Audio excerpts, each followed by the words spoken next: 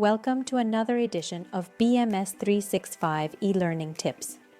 Today we are reviewing how you can use our inventory app and AI-powered audits to simplify your month-end close.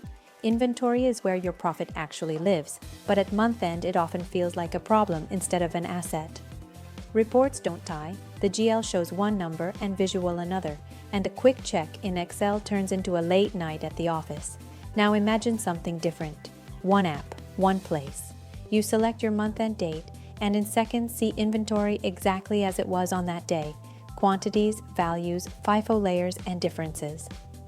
Instead of hunting through visual, the issues come to you clearly highlighted. Negative quantities show in one clean list. Parts where valuation doesn't match the balance are sorted and ready for review. Click on a part and you see the full timeline.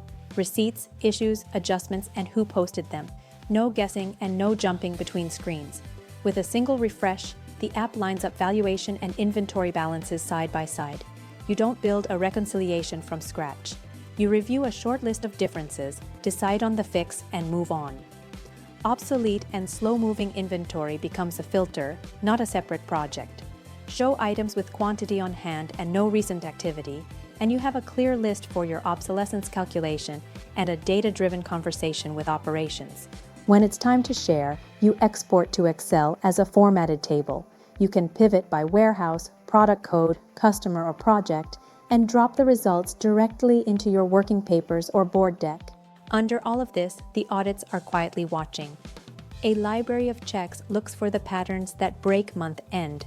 Parts pointing to the wrong accounts, old work orders coming back to life, and batches that never should have posted. Then you layer AI on top of those audits. Instead of staring at a list of exceptions, you simply ask, why is this work in process account off this month? Which issues should I fix first? Or, show me the transactions that explain this variance.